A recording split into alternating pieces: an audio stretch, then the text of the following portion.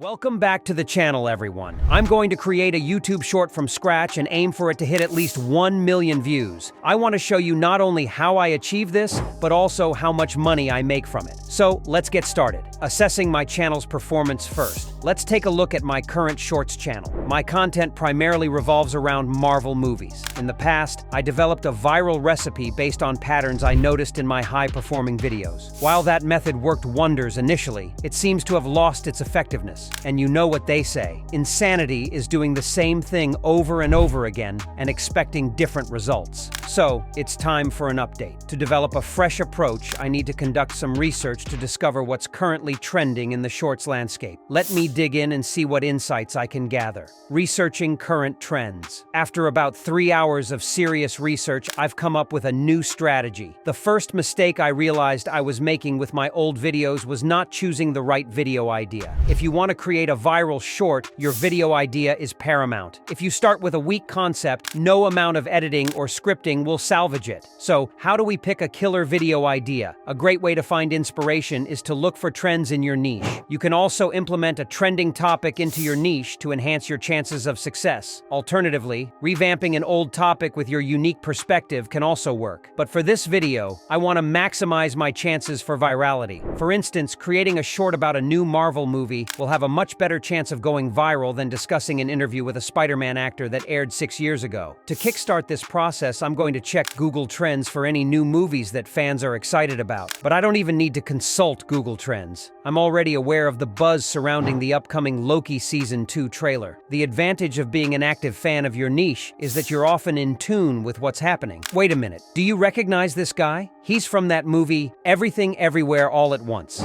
I remember watching his emotional Oscar acceptance speech. Mom, I just won an Oscar! What a moment! Anyways, we've got our video idea locked in. Scripting for success. Now, when it comes to scripting my short, I've always believed that keeping scripts concise is key, like a boxer delivering a quick punch and stepping back. My thought process has been that higher viewer retention equals more views. While that may be true, I've learned that YouTube seems to promote slightly longer shorts. In my experience, they tend to favor videos that keep viewers on the platform longer. Why? Because if retention were the sole metric, people could upload 1-second videos and go viral purely based on retention percentage, which isn't what YouTube wants. It's also important to note that longer shorts often appear more frequently on the homepage, where viewers are less likely to skip. In fact, a fun tidbit, my most viewed short receives 70% of its views from the homepage. Here's some data from a creator named Nate Black that illustrates the optimal duration for viral shorts. What I'm getting at is this. Aim to make your shorts longer and more detailed, at least half a page of content. Now let's pivot to crafting a strong hook. Hooks are crucial. They need to pique viewers' curiosity and stop them from scrolling. For example, you could start with, in Loki Season 2,